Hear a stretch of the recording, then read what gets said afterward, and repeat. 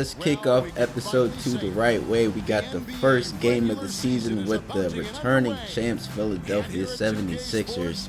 You got Julius Erving, Dr. J, Moses Malone, and a few people on the other side that I didn't necessarily recognize because I'm not necessarily familiar with any Washington Bullets history. I'm not even gonna lie to you, I'm not old enough. But there are some people missing from that team, the Bullets team. Frank Johnson. This is Frank Johnson right here. He's their starting point guard. He can shoot. Like I said, in 1979, the three-point line came. So maybe close to 5 years later, here we are with Frank Johnson. Then we got Ballard right here. He's basically known for his defense and doing all the dirty work, rebounds. He's a small forward, averaged like 10 points. Then you got Andrew Toney missing on the Philadelphia 76ers. You got Wes Matthews right here. This is Wes Matthews. He got better a little bit later on. This is his son, Wes Matthews Jr. right here, shooting that three, making it clutch, ice in his veins. I'm telling you, the NBA is a family business. But we got Andrew Toney right here. They used to call him the Boston Strangler because he used to basically kill Boston and score a lot of points and do a lot of things. He's a pretty good two guard. So anyway, you got Mo Cheeks, Toney, Erving, Bobby Jones, Moses Malone. There's a guy right here I did not recognize, but obviously he was pretty good back then. Jeff Rulin.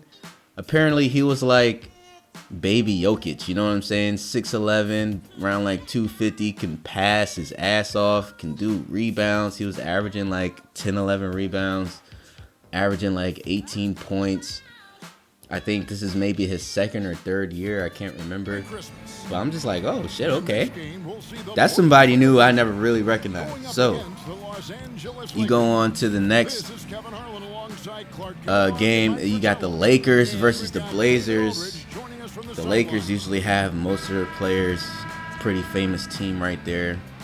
The Blazers are starting a rookie, Clyde Drexler. So that's pretty interesting. You got a Mike Thompson at center.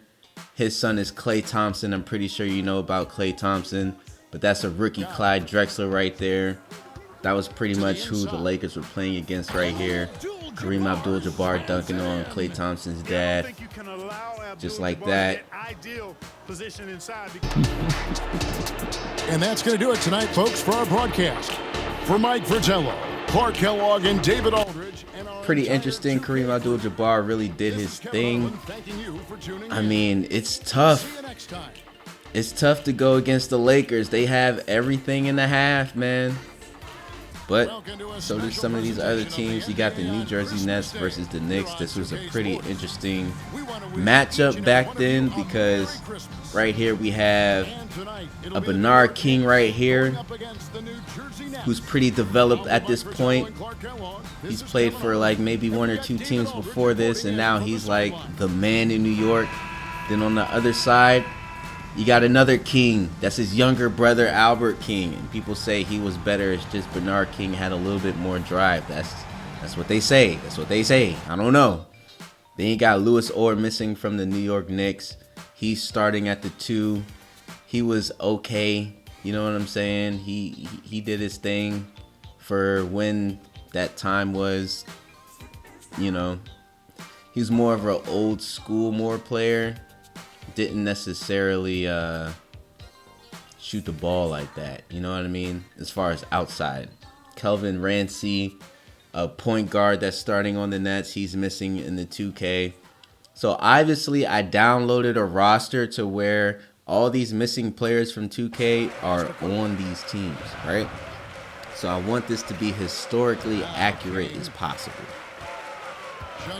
And I also want to show you what it's like. You know what I mean? It's a lot more physical. You know, what we call a flagrant.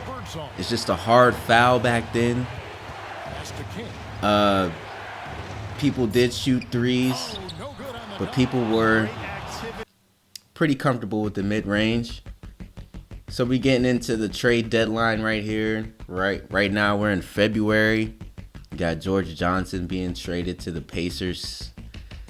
Now this is something interesting. Pat Cummins right there. The Mavericks.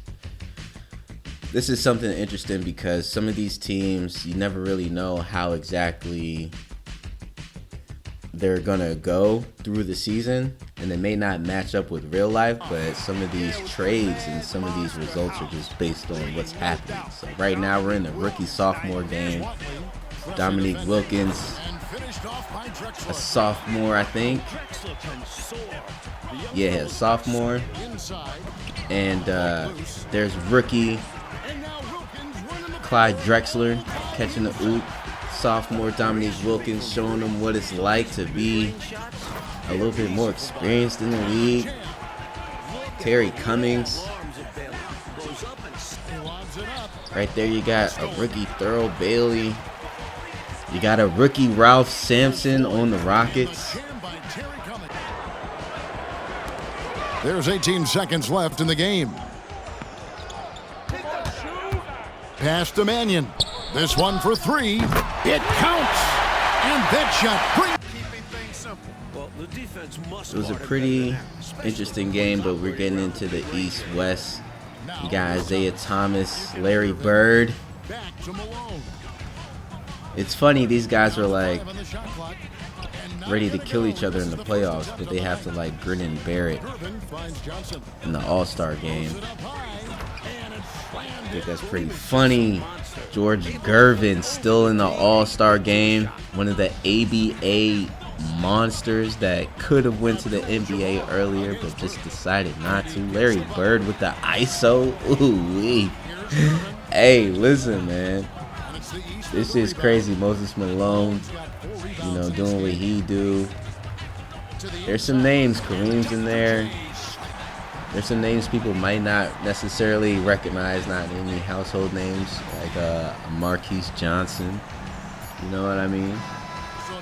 But we're going to get familiar with a lot of these players once the real season starts. There's a Maurice Lucas. I don't know if anyone knows that one right there, but he was right there in the All-Star game. A season of joy and pain will end here tonight. And thank you for making us part of your night on 2K Sports. Tonight, it'll be the Boston Celtics going up against the Los Angeles Lakers. This is Kevin Harlan alongside Clark Kellogg and Mike Fratello. And we've got David Aldridge joining us from the sidelines.